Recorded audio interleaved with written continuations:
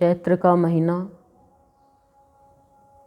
श्री राम के अवतार का दिन, मानव का रूप धरकर श्री राम इस धरा पर अवतार लेते हैं और हम सब भी मानव ही हैं। तो ये राम का अवतार सतगुरु की शरण में आने के बाद में हमने सतगुरु को ही राम के रूप में देखा, कृष्ण के रूप में देखा, सब देवी देवताओं के रूप में देखा। ये गुरु की कृपा होती है प्राणी के ऊपर कि वो सच्चे मन से श्रद्धा के साथ गुरु की मान्यता हो जाती है तो उसे भटकने नहीं देते हैं। तभी तो प्राणी के जीवन में खुशियाँ आती हैं। जब से हम गुरुदेव की शरण में आए हैं तब से हमारे जीवन में सत्संग का वो अलौकिक सुख प्राप्त होने लगा है। क्यों होने लगा है?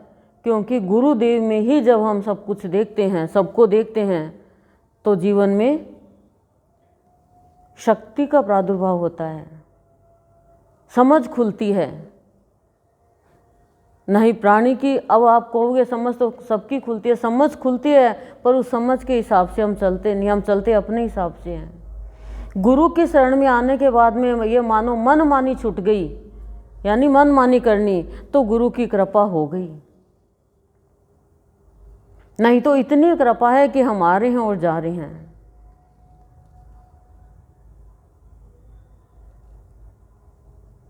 तो आज नवमी का दिन, नवमी की तिथि और नवमी का प्राणी का रूप, क्यों नौ द्वारे का ये शरीर है, लेकिन इस शरीर को सब अयोध्या बोलते हैं।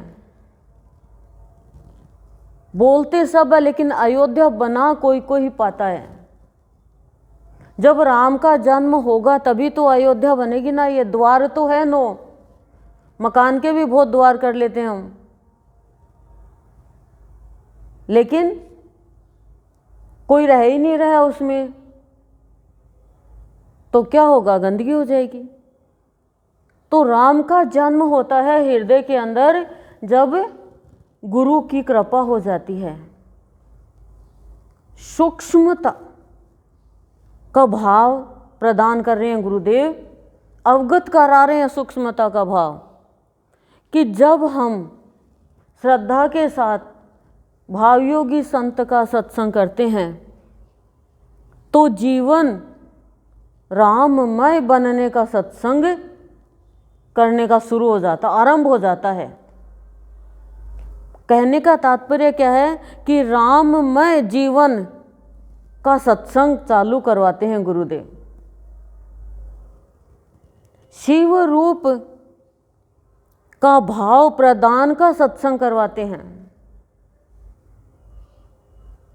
और चैत्र मास में तो गुरुदेव का कहना है कि इतनी नम्रता भर लो अपने अंदर। नवमी का मतलब क्या है? नवमी का मतलब है कि मानव जीवन मिला है तो नम्रता पाकर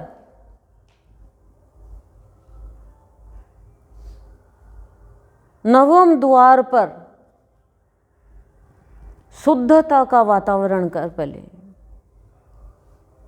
और ये नम्रता से ही होगा। कठोरता से क्या होगा? भगवान राम में कितनी नम्रता थी। हम राम का जन्मोत्सव मना रहे हैं, राम हमारे आदर्श है। गुरुदेव की शरण में आए तो राम के गुण ग्रहण करना आया, नहीं तो मना रहे थे बाहर से, लेकिन अब राम के गुण ग्रहण करना ही राम का जन्मोत्सव मनाना है। नम्रता सबसे पहले श्री राम के गुणों में होती है।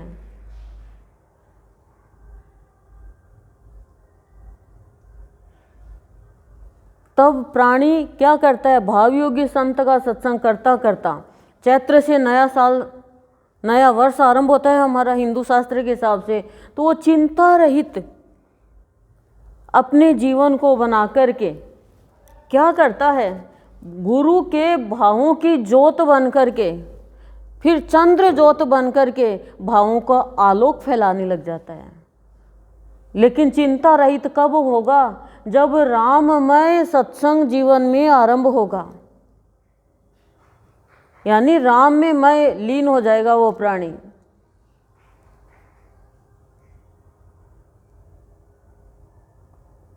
राम के नाम की शक्ति प्राप्त कर पाएगा।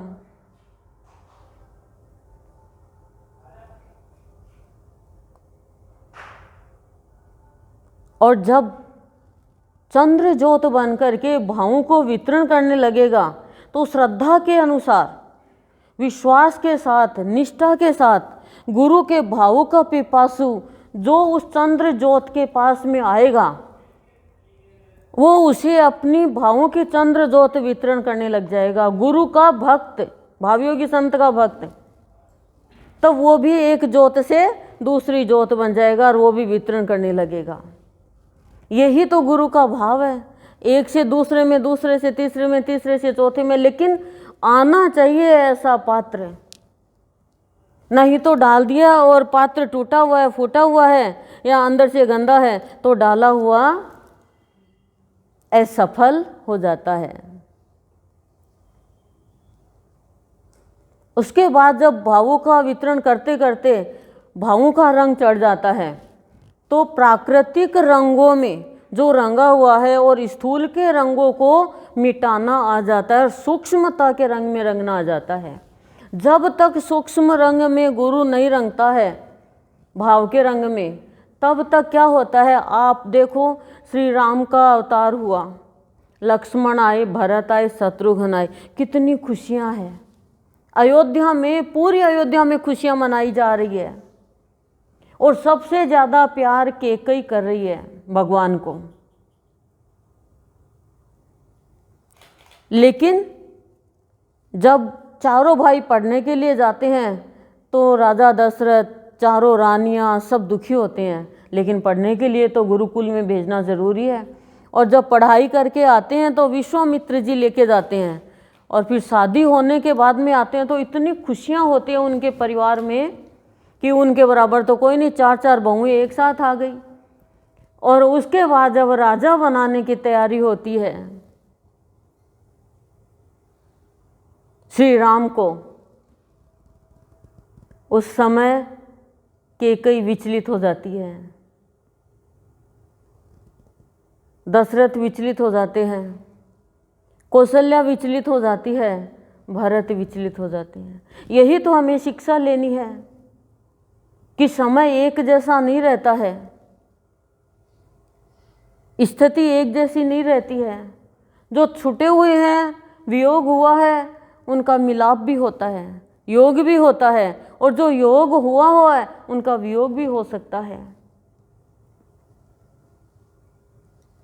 अब विचलित किस कारण से है? कैकेयी किस लिए विचलित है?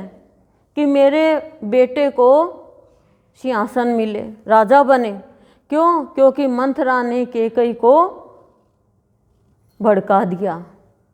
तो शिक्षा हमें यही तो लेनी है कि हम इतने शांत स्वरूप, जो भगवान हमें इतना प्यारा लग रहा, और हम हर किसी के कहने से उसी भगवान को अपने से दूर कर देते हैं। तो विचलित हो गई ना वो कैकेयी, अपनी शांति खुद ने भंग कर ली ऐसी वैसे की बातों में आकर के। तो जो प्राणी ऐसे वैसों की बातों में आएगा, संग में ऐसे वैसों को रखेगा, वो प्राणी नम्र तो रह ही नहीं सकता और वो विचलित रहेगा अपने जीवन में। दशरथ विचलित है कि पुत्र राम सबसे प्यारा, और कैकेयी ने ये क्या मांग लिया। अब वो डिग भी नहीं सकता अपने वचन से। राजा दशरथ है वो। गलती दशरथ से हुई थी कि श्रवण को शब्द भेदी बाण से चला करके वध कर दिया था, तो वो विचलित तो था ही पहले से ही। दुर्वासा ऋषि ने बता भी दिया था राजा दशरथ को। लेकिन हर प्राणी राजा दशरथ का ही रूप है। 10 इंद्रिया है ये, 5 कर्मेंद्रिया और 5 ज्ञानेंद्रिया। इसी के वशीभूत होकर के बिना सोचे समझे हम भी शब्द भेदी बाण चला देते हैं। किसी के बारे में हमें पता नहीं है और हम शब्द का बाण छोड़ दिया तो विचलित होंगे ना हम।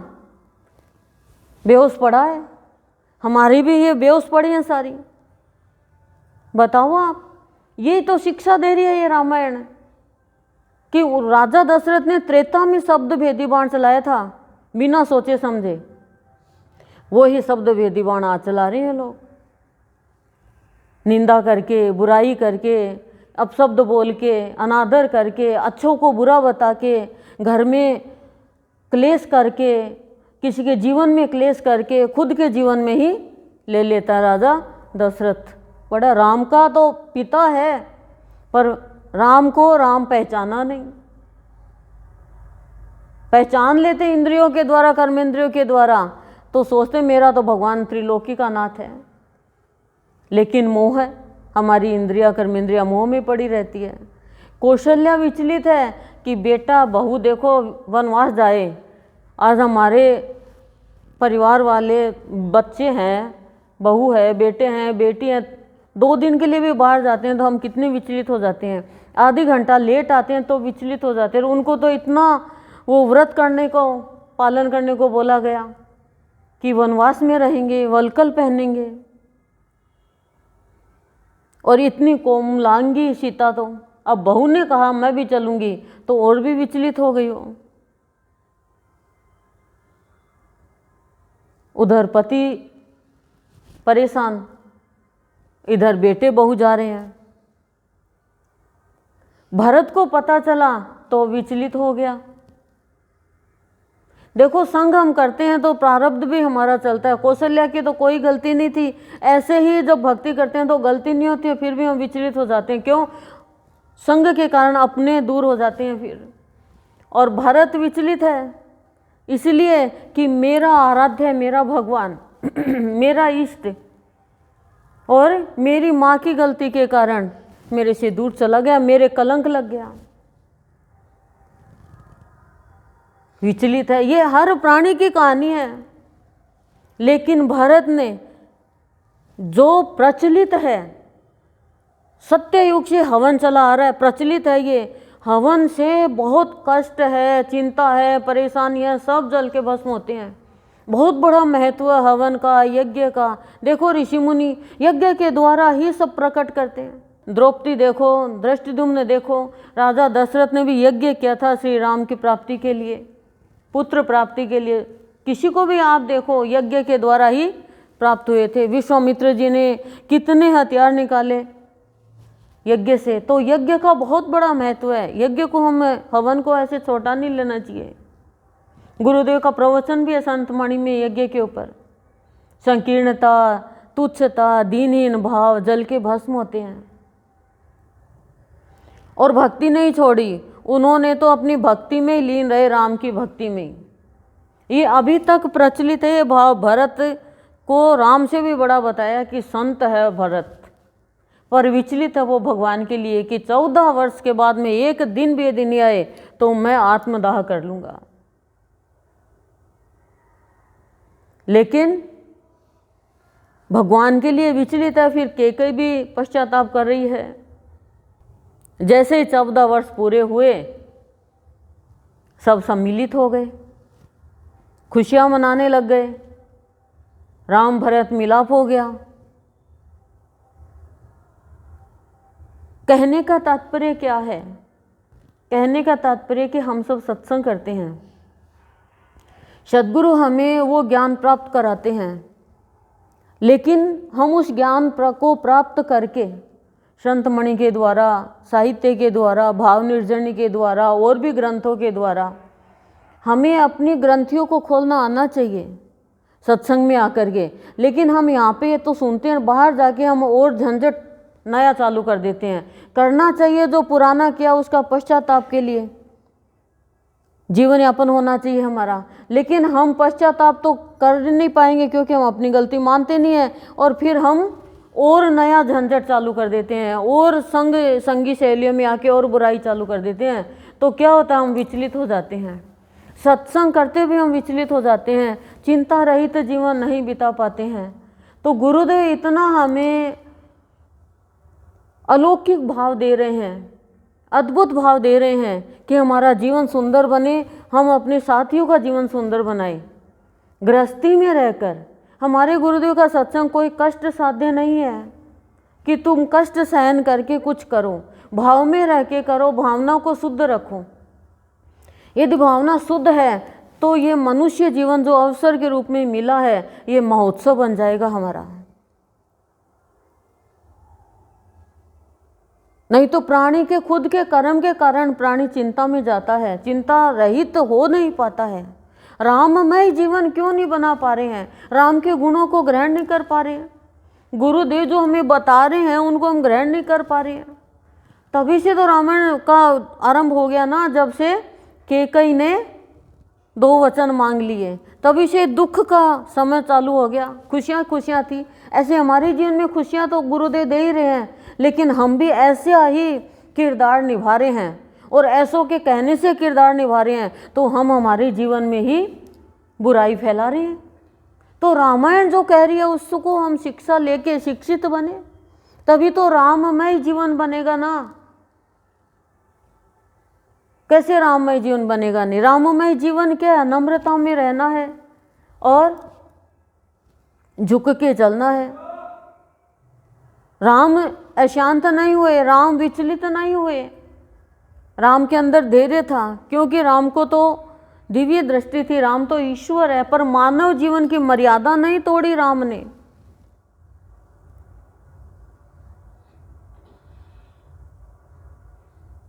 और हमें थोड़ा सा कुछ मिल जाता है तो रावण को थोड़ा सा मिल गया और मर्यादा भागती फिरी। हम तो सब तो शरीर धारण करके उस शरीर की शक्ति को देखना चाहिए हम सबको, और सत्संग में आके यही सिखाते हैं कि इस शरीर से कुछ नहीं हो सकता, ये तो यंत्र है, लेकिन इसके अंदर जो यंत्री है, जो शरीरी है, जो अशरीरी है, वो शक्ति कर रही है सारे काम।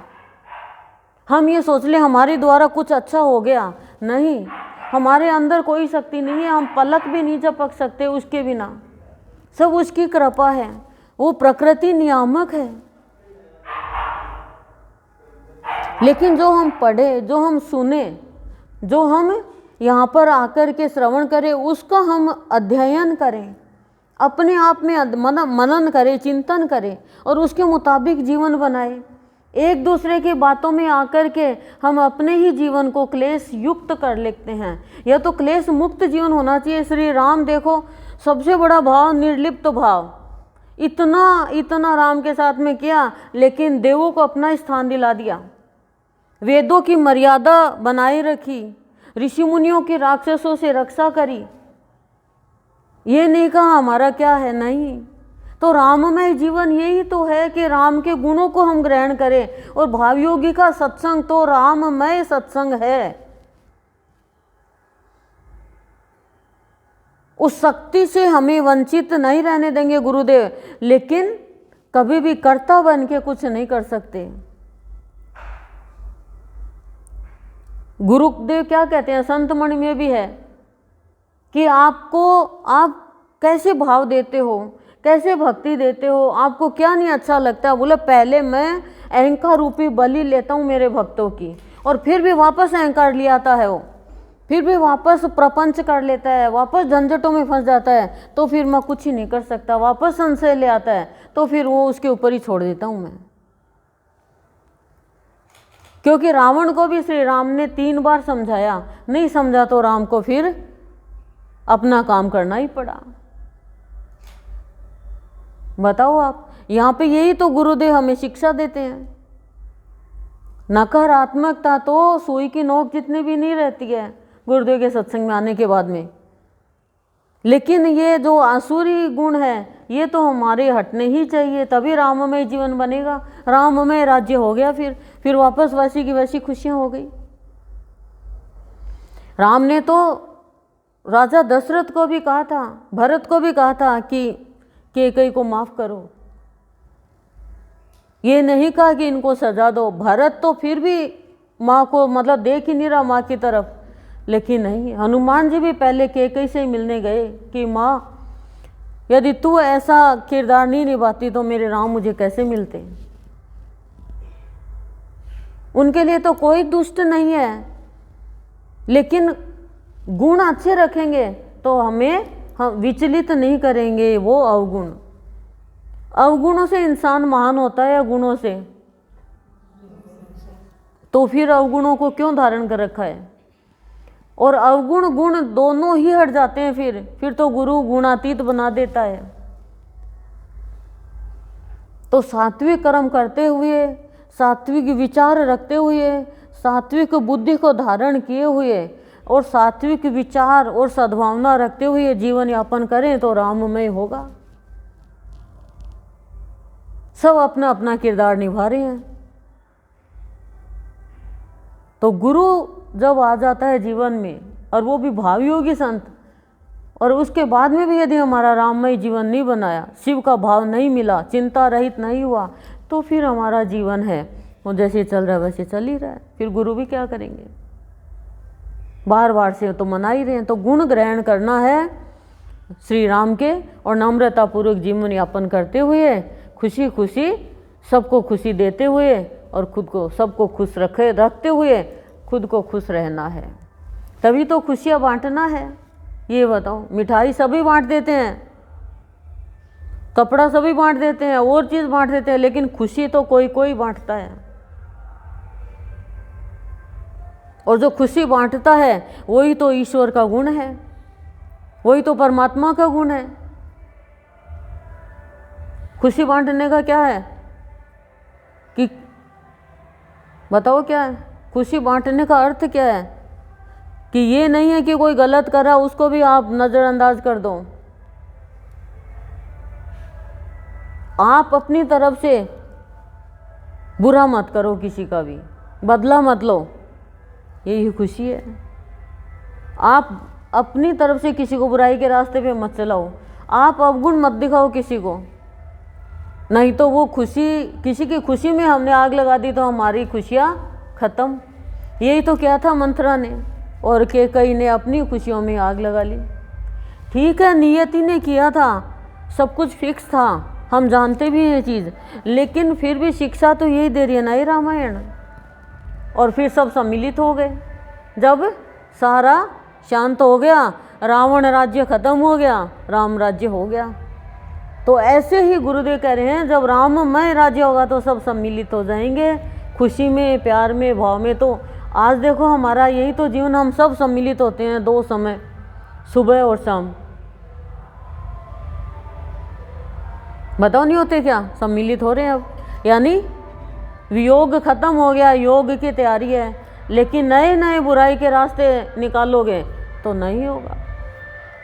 भीतर से स्वच्छ और साफ रहोगे, साफ सुथरे रहोगे, तो ही गुरुदेव हमें अवसर देंगे और हमें शांति में जीवन जीने का तरीका आएगा।